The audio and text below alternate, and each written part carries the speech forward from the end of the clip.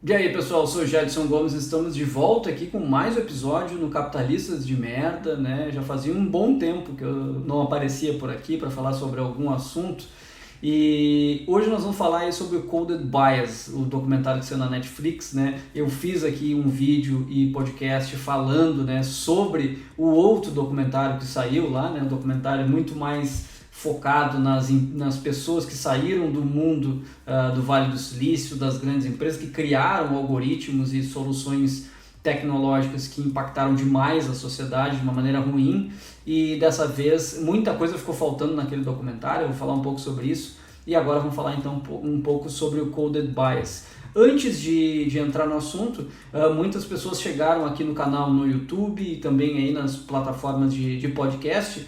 Aqui no Capitalistas de Merda, a ideia é falar justamente sobre pautas que estão conectadas aí com o capitalismo, com sociedade, com tecnologia.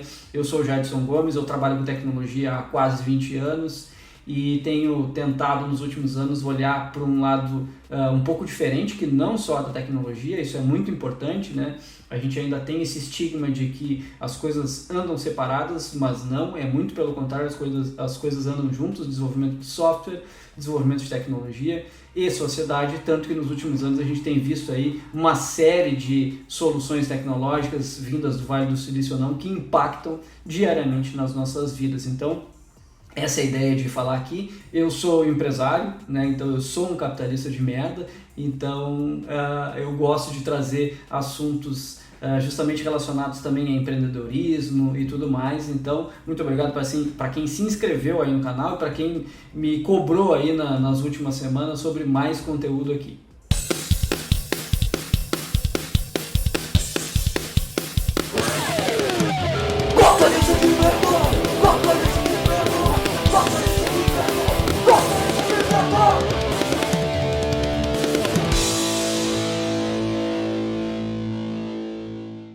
Bom, então quando saiu lá o documentário na Netflix, o The Social Dilemma, eu lembro que logo que anunciaram assim, que estavam produzindo esse documentário, eu vi as pessoas envolvidas, eu fiquei bem feliz, assim, né? Porque muita gente que acabou aparecendo no documentário eram pessoas que ou eu já tinha lido algum livro, ou eu estava acompanhando na internet, lido algum artigo, ouvido algum podcast. O Tristan Harris, que é uma das pessoas ali por trás do documentário, ele vem falando há bastante tempo sobre isso, né? Ele trabalhou no Google, ele conta no documentário lá, o The Social Dilemma, sobre como que ele teve um despertar assim, para a realidade. Eu acho que isso é importante. Tem vários pontos que eu continuo achando super relevantes lá no The Social Dilemma. Vou deixar linkado aqui no card, enfim, aqui na descrição do vídeo, para quem não viu ainda a análise que eu fiz do documentário. Eu faço com um viés muito mais pensando no benefício que o documentário traz, sem aprofundar nas questões de o que ele deixa de fora, né? Então rolou muito isso e eu acho que é super válido. Assim, muita gente questionou, né? Tem vários estudos aí de pessoas negras que fizeram nos últimos anos falando sobre o bias, né, o preconceito embutido que a gente tem dentro das tecnologias, principalmente aí de inteligência artificial, e nada disso foi abordado dentro do documentário. Isso é super válido, né? E várias outras coisas foram deixadas de fora, né? O meu contra-argumento lá nesse vídeo de análise, e continua sendo agora, é que eu concordo com isso, mas eu continuo achando que ele é muito mais válido, né? Porque ele traz o assunto por uma grande plataforma aí, que é a Netflix. Então muita gente que nem sabia que esse tipo de coisa acontecia, que existia, passou a saber e passou a se interessar mais pelo assunto. E isso eu acho que a gente não pode tirar o mérito lá do documentário. Obviamente ele deixou muita coisa de fora, mas ele consegue, numa camada mesmo que rasa, falar bem sobre os problemas de tecnologia, como que tem um histórico ali de como que as coisas aconteceram, e ele acaba mesmo nesse ponto, também expondo uma coisa que eu acho importante, que é, olha quem está criando essas tecnologias, né? Então a gente vê, a pessoa que trabalhou no Google, o que ele fazia antes, ele está ali no documentário, quem produziu o documentário, tudo mais. Então o documentário, mesmo nesse ponto, ele consegue expor, né, uma parte para que a gente consiga olhar e entender, não, olha aqui, olha quem está criando essas tecnologias e algumas delas estão se arrependendo depois, vindo a público, criando aí fundações, enfim, iniciativas para que a gente pare um pouco e olhe, né, para o impacto da tecnologia na sociedade. Então, isso continua sendo válido. Até que, logo em seguida, começaram a surgir as notícias sobre este documentário que eu estou falando aqui, que é o Coded Bias, né? Então, na época, eu também fiquei bem ansioso para assistir o documentário e ele não estava disponível em nenhum lugar ainda, né? E eu também vi as pessoas que estariam, muita gente que está presente no documentário também já li artigo ou livro, alguma coisa assim. Fiquei bem ansioso e ele, obviamente, traria uma visão bem diferente, mas ao mesmo tempo complementar lá ao The Social Dilemma, e a Netflix trouxe, né? Então, de novo, a gente tem o grande benefício de uma grande plataforma, do documentário está disponível ali para qualquer pessoa assistir, e, de novo, não necessariamente a pessoa pode ter visto o The Social Dilemma, pode se interessar por esse aqui e também abrir aí um pouco a mente, assim, para ter conhecimento desse tipo de coisa que acontece.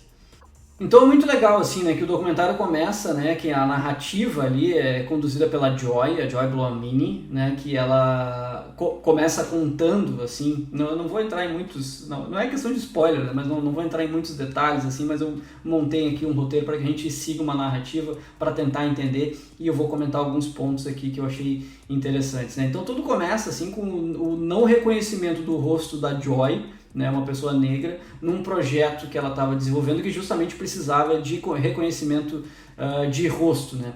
E eles mostram isso de uma maneira bem interessante já de cara no documentário, isso eu achei muito legal, que quando ela coloca uma máscara, né, uma máscara branca, ela passa a ser reconhecida pelo algoritmo. Então, em poucos minutos a gente já é introduzido, né, para quem não sabe que isso acontece, a gente é introduzido nesse ponto principal, assim, né, que temos problemas nos algoritmos de inteligência artificial, né? Então é muito interessante, né? Eu comentei no início, eu trabalho em tecnologia há bastante tempo, participo aí de várias comunidades de debate de tecnologia e tudo mais, e existe ainda essa coisa de que, por mais que sejamos, né, tecnólogos, tecnólogas, e muita gente cientista, muita gente especialista, e muita gente acadêmica, são tantas camadas que às vezes a gente fica preso numa coisa que é quase como religião, assim, é quase como um acreditar e não acreditar. Então muita gente,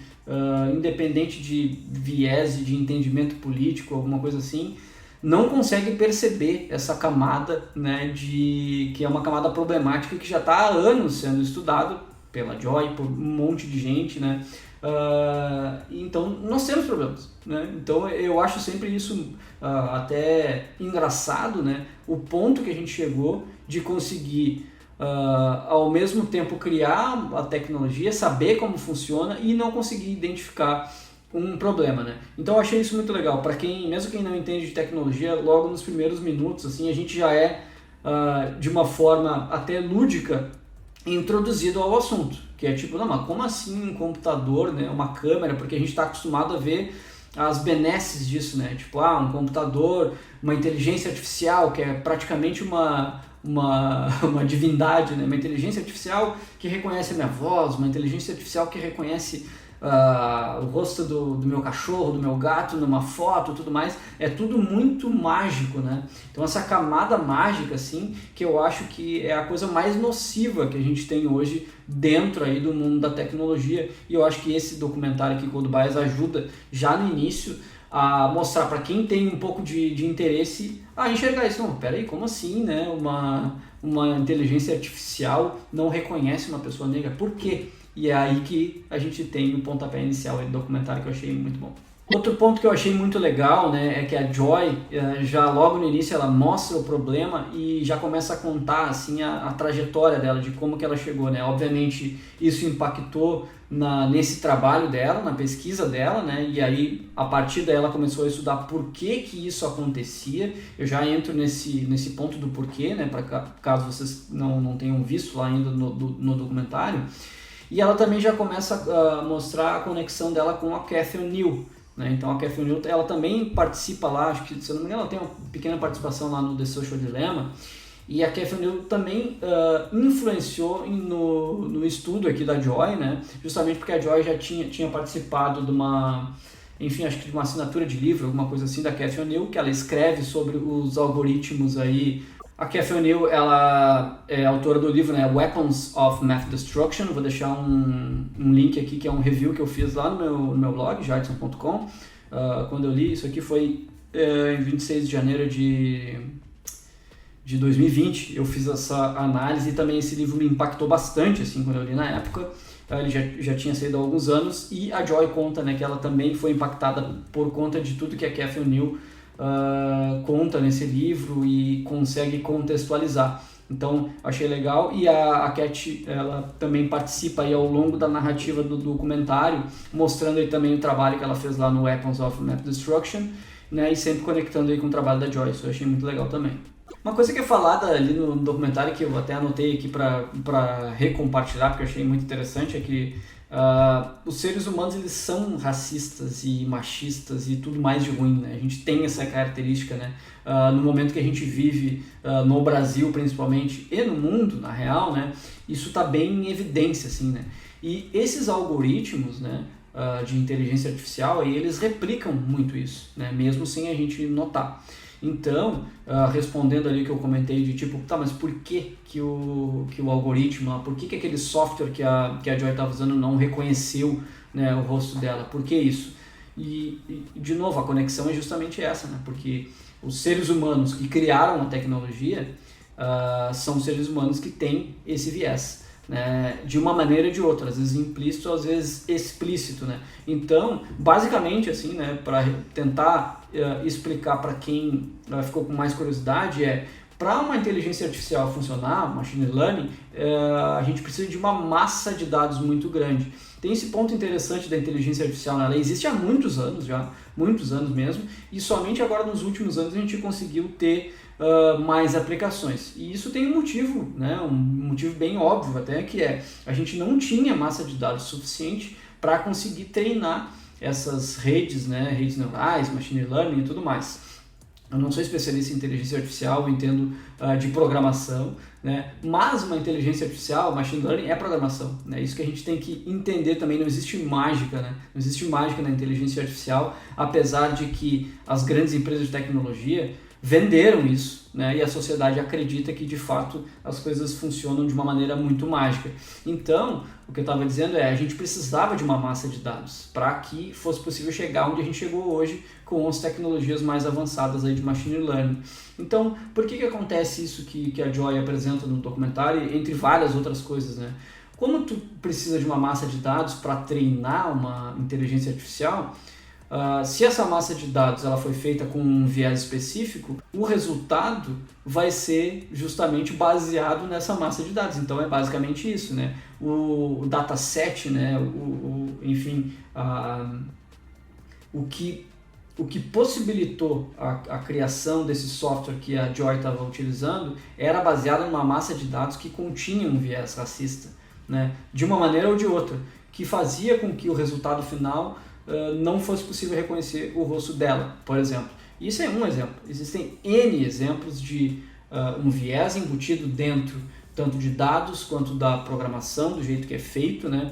A gente vai ter um resultado que também vai replicar esse tipo de coisa, né? Há pouco tempo, e a gente tem a cada semana aí bastante coisa acontecendo, há pouco tempo a gente teve o caso no Twitter, né? Uma foto que quando era uma pessoa branca o Twitter mostrava e centralizava no rosto, quando era uma pessoa negra ela não centralizava, né? Esse é um exemplo também, aconteceram vários exemplos, tanto no Twitter quanto no Facebook, Instagram, tudo mais. De novo, os datasets, né? Essa massa de dados necessária para machine learning, inteligência artificial funcionar, ela tem um viés. Então, isso já está entendido, isso não é eu que estou dizendo, eu não estou achando isso, as pessoas que estão falando isso não estão achando que é isso. Isso é fato, isso tem estudo, as grandes empresas aí já estão fazendo iniciativas para que isso seja corrigido, né, para que na hora de implementar esses datasets e algoritmos e tudo mais, se tenha um pensamento inclusivo, né, para todos os casos. Então, recomendo assim, para quem se interessa sobre o assunto, dar uma lida aí em vários livros e, enfim, estudos sobre o assunto.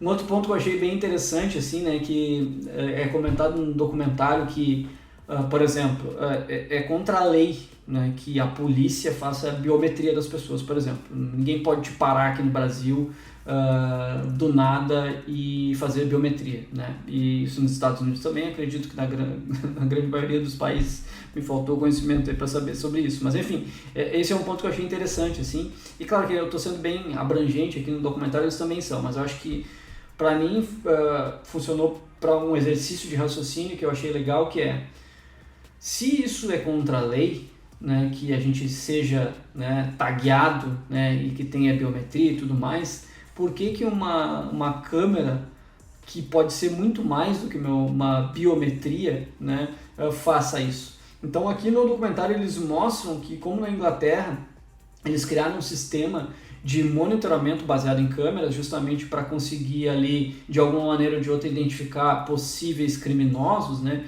E de como que isso não funciona, né?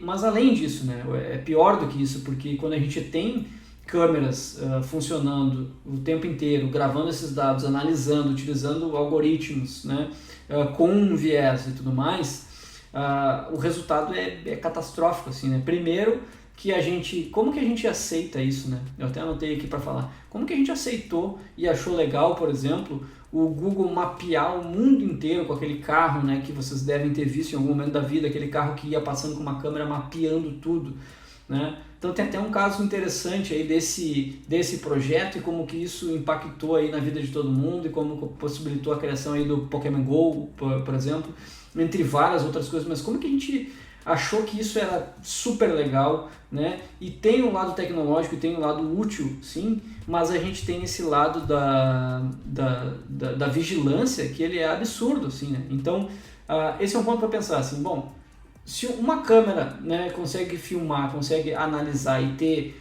os dados e mapear uma pessoa, é muito pior, inclusive, do que uma biometria ou de alguma coisa assim. Como que isso é permitido, assim, né? Como que não existe uma lei para que isso seja proibido em todos os lugares? Acho que isso é bem interessante, assim, da gente pensar. Outro ponto também que o documentário traz, né, é o lance da preocupação com a vigilância do governo, né? Eles falam bastante sobre a China, em como é absurdo o jeito que funciona na China, né? Mas um contraponto feito e que eu achei genial, assim, dentro do documentário a gente acha absurdo como a China é, a gente, né, quem não mora lá, quem não entende a cultura, e a gente vê todo aquele sistema de ranking e de algoritmos o tempo inteiro, e de câmeras e de tudo mais, e que tu tem nota. Tem um caso ali que eu achei absurdo no documentário, que é de uma pessoa chinesa, né, que ela chega a dizer que se uma pessoa não tem no ranking, não é muito bem ranqueada ali no sistema da China, ela nem perde tempo em talvez ter uma amizade com essa pessoa ou algum tipo de relacionamento. Eu achei um absurdo isso, né? E é o que esse tipo de coisa possibilita, né? Essa lance da vigilância e do jeito que é feito lá na China. Mas o contraponto que é importante, que eu trouxe pra gente pensar junto mas essa vigilância na China, ao menos todo mundo sabe como é que funciona, né? O governo é transparente sobre como ela funciona. Ele pode ser absurdo, mas ele é transparente, pelo menos até o que a gente sabe, né? Então a gente sabe exatamente como é que as coisas funcionam, o ranking e tudo mais, a vigilância, como é que vai ser, como é que não vai ser, tudo mais. E em relação à vigilância das grandes empresas, a gente não sabe como é que funciona, né? Então, o que uma das pessoas entrevistadas no documentário fala nos Estados Unidos é muito pior do que na China, porque nos Estados Unidos a gente não sabe como é que funciona e é feito por empresas privadas com outros interesses que a gente também não sabe, na maioria das vezes, quais são os interesses. Então, o que é pior? Uma vigilância do Estado, uma vigilância do governo, uma vigilância transparente, ou uma vigilância das grandes empresas, onde a gente não sabe os motivos, não sabe para quê, não sabe nem como e nem sabe que está sendo vigiado, né? Então, de novo, voltando ao que eu comentei antes das mágicas, né? A gente cria camadas e camadas e a gente acaba achando que uma vigilância é normal, né? Quem é que tem Google Assistente em casa, ou Alexa, ou seja lá o que? Eu tenho aqui em casa, né? E como assim, né? Eu fico pensando às vezes, como que eu questiono tanto sobre a vigilância e eu tenho uns aparelhos desse aqui em casa? né? E isso vai além, né, de todas as aplicações de Google, Amazon, tudo mais. Então é absurdo, e justamente por conta dessas camadas, assim, foi vendido para a sociedade, para nós, de que isso é normal, de que isso é tecnológico, de que isso é quase uma mágica, é o benefício, é a conveniência de poder falar com uma máquina e ela te entender, pode acender a tua luz, né? Então essa conveniência foi vendida dentro do capitalismo, né? E a gente comprou a ideia, né? E agora a gente está pagando por isso, e nos próximos anos a gente vai ter que ou a gente vai ter muito mais coisas desse tipo, né? Muito mais vigilância, ou a gente vai ter que lutar contra, né? Que é o que está acontecendo, e é esse um dos objetivos do documentário, inclusive. E aí tem vários casos, né, que já são públicos, assim, que eles trazem no documentário. Eu anotei 2 aqui para falar que são absurdos, assim, né.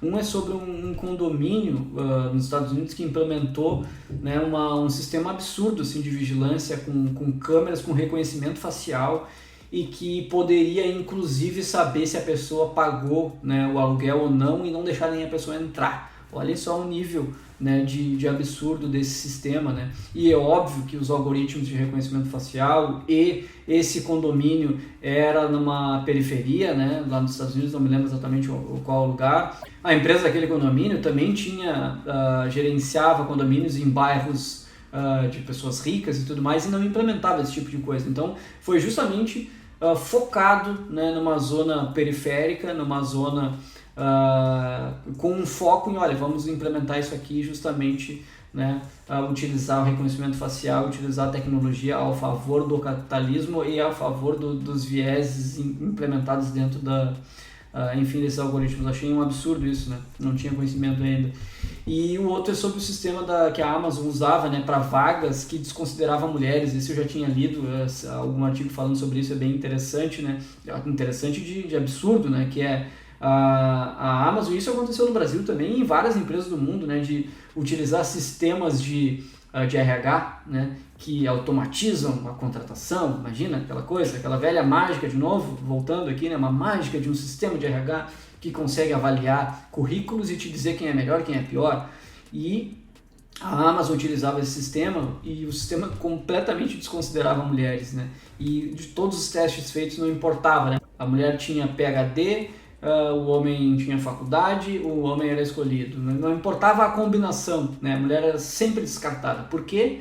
Volta aos datasets, a base de dados ali, a massa de dados, né, com viés machista, com viés da cultura do país e tudo mais, que fazia com que os algoritmos aí de fato não aprovassem mulheres, né? Isso está embutido, esses aqui são exemplos, né, maiores, mas isso aí está embutido no nosso dia a dia, em tudo que a gente usa, rede social, qualquer coisa. Isso já permeou, já está permeando tudo que a gente usa, né?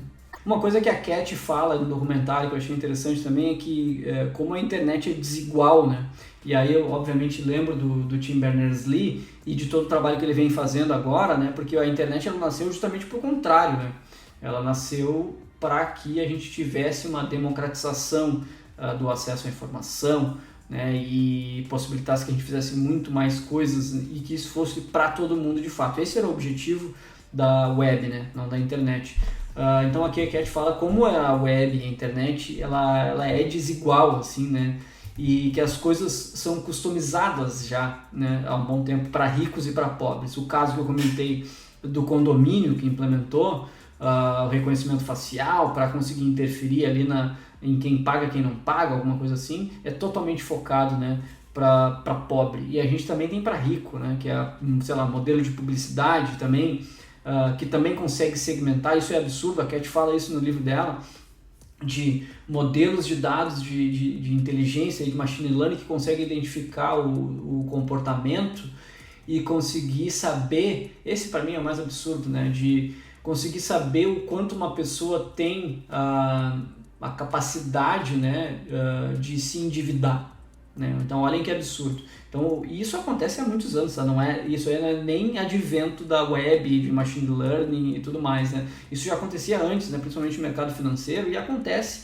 E de novo, tem camadas e camadas mágicas que a gente não vê, mas a gente tem isso, né? O sistema de crédito, tanto imobiliário quanto qualquer outro sistema de crédito, consegue identificar que uma pessoa ela não tem a capacidade financeira de comprar alguma coisa, mas ela tem a capacidade de se endividar. Então aquela pessoa ela vai ficar dentro de um grupo onde uma publicidade vai afetar ela, né? Uma publicidade enganosa vai afetar ela, né? Entra o marketing em cima, ou as empresas que vendem algum tipo de serviço vão ter acesso a esse grupo de pessoas específico para conseguir enganar e vender, né? E fazer com que essa pessoa se endivide. Então olhem só o absurdo que a gente chega, né?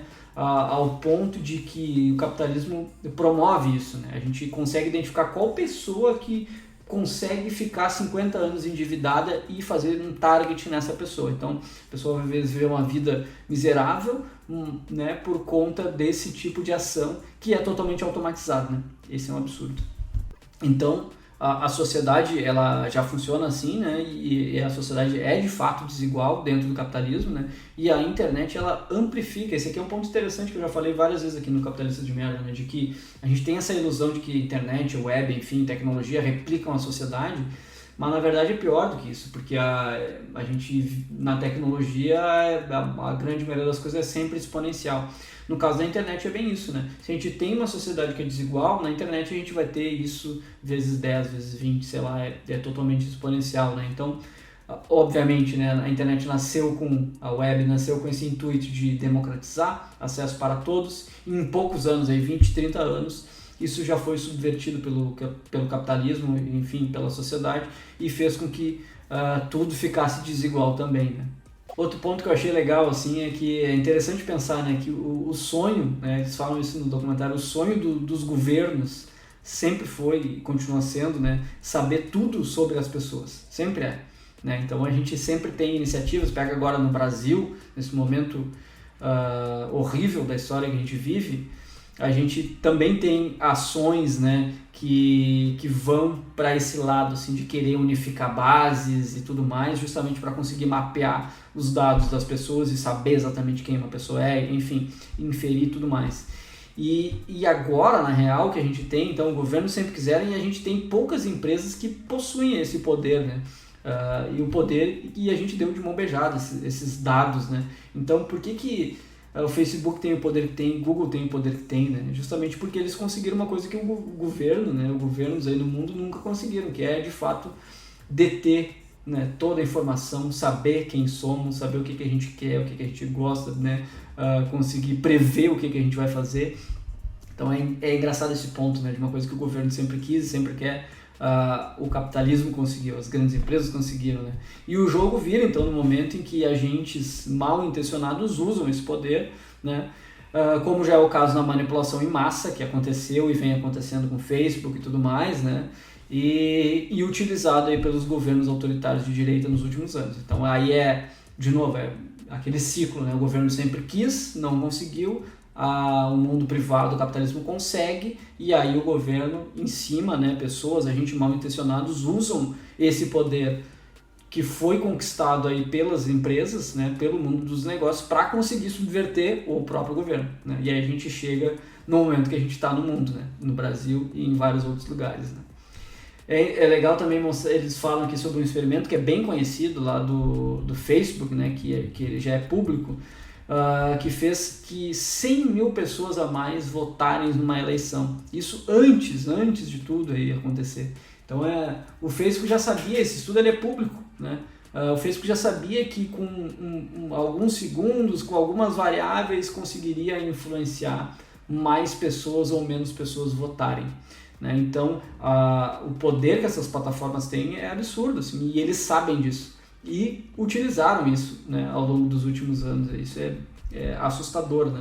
E se a gente não tem, então muita gente questiona, né, mas como é que vamos regulamentar? Muita gente é contra a regulamentação, LGPD, GDPR e tudo mais, enfim, várias outras leis antitrust e tudo mais, né? Então, sem leis e sem regulamentação, né, a gente depende que essas empresas decidam ou não fazer. A gente depende que o Mark Zuckerberg acorde de manhã, pense, que ele leia um livro, que ele converse com alguém e que aí ele entenda, para que aí ele convença o board, para que ele tome a decisão de que uma coisa é importante ou não é, ou que uma coisa deve sair do Facebook ou não. Então, tipo, a gente vive no império das grandes empresas, né? De que quem decide são as empresas, são os donos das empresas, são os boards das empresas e tudo mais. E no mundo, obviamente, nesse caso, onde o que importa é o lucro, nunca a gente vai ter uma visão sem esse viés. O viés é o lucro no final das contas, então sempre isso vai pesar, né? Voltando a Cat, ela conta isso no livro dela, né? O livro que eu comentei aqui, ela fala sobre isso no documentário, sobre o caso do sistema, né? Voltando a exemplos de sistemas aí de inteligência artificial, onde é um caso de sistemas que demitiam professores. Então, basicamente, existia um score, existia toda uma lógica antes de se implementar um sistema que aparentemente existia uma tecnologia por trás de inteligência artificial, né? E o que aconteceu é que vários casos, né, esses sistemas passaram a classificar professores como professores ruins, que não atendiam lá a uma meta específica. E esse caso se completa lá com o outro que eu comentei, né, dos sistemas de RH. Então esse aqui era um sistema totalmente falho, né, isso aqui resultou em uma série de oposições a esse tipo de sistema, né, e eles falam um pouquinho sobre isso também. E voltando ali só rapidinho ao Facebook, né, e as empresas aí que detêm o controle, né, e conectando a China, né, que eu comentei, né, que a diferença entre China e os Estados Unidos é que a China é transparente, né. Isso uma pessoa entrevistada lá no documentário fala e eu achei genial, assim, né. E aí eles comentam que existe uma patente do Facebook, né, uma patente, vocês podem procurar aí, que é para impressão facial e score, assim justamente como acontece na China. Então, na real, o Facebook talvez seja até mais avançado do que a China, se a gente parar para pensar, né? Que todos os algoritmos relacionados a interações sociais, a like, button e sei lá o que, reconhecimento e tudo mais, talvez a tecnologia que o Facebook tem já seja melhor, né, mais avançada do que a China tenha, né? E então existe essa patente aí do Facebook para impressão facial e score, né? E aí, será que isso vem e não vai existir regulamentação para isso? Será que é assim que tem que ser mesmo? Será que a gente tem que largar tudo na mão de grandes empresas e deixar que eles decidam? Então é isso, assim, eu achei o documentário muito bom, né? O Coded Bias, ele, pensando como documentário, ele é muito melhor do que o The Social Dilemma, ele é mais, como é que eu posso dizer? Não é que ele seja mais sério, mas o The Social Dilemma, ele tentou, pelo que eu entendo, assim, ser bem abrangente mesmo e ser bem fácil de consumir. Inclusive eles colocaram atores e atrizes, né, fazendo uma narrativa de ficção dentro da realidade. Isso eu achei legal até, assim, né? Justamente eu acho que o objetivo era de deixar um conteúdo menos denso. No Coded Bias ele não tem isso, ele é bem documental mesmo, então a gente segue a vida da Joy, segue a história dela, todo o trabalho que ela fez e o resultado disso, né? Então ela começa lá contando a história de o que aconteceu no início, né? Quais foram as motivações dela, a relação dela com a Cat, a relação dela com um assunto, né? Ela é uma pessoa que trabalha com tecnologia, que desenvolve tecnologias e tal, então nessa jornada de entendimento dela, eles vão inserindo, né, todos esses pontos de absurdos que a gente tem já de exemplos de tecnologias e todos esses vieses, né? E aí até chegar ao ponto aqui no final, onde ela consegue influenciar de fato, né, o país, que é com uma lei, né, para que a gente tenha, lá nos Estados Unidos, para que se tenha um cuidado em cima disso, né? Então a jornada dela é muito interessante, assim, eu achei que no documentário eles fizeram isso muito bem, né, de mostrar o problema lá no início, a jornada dela, inserções de problemas do mundo real, o que acontece, entrevista com pessoas, até chegar no final do ponto de que a atitude dela, né, da Joy lá no início, de fazer toda essa pesquisa e de entender cada vez mais o assunto e de levar isso para o Congresso, né, enfim, lá dos Estados Unidos, para que isso se torne uma lei, né, para que sistemas precisam parar, né? Tem casos ali onde a Amazon pausou projetos, né? E que isso fique em voga dentro também do governo, né? De governantes, de pessoas que entendam sobre o assunto, para que isso seja sempre pautado, assim, que a gente não deixe a decisão ficar sempre na mão das empresas. Então, o trabalho da Joy se mostrou assim, crucial e essencial, não só para os Estados Unidos, mas para tudo, né? Então, isso passa a refletir agora aí no mundo, né? E acho que isso foi muito legal, assim. E a gente tem movimentos, né?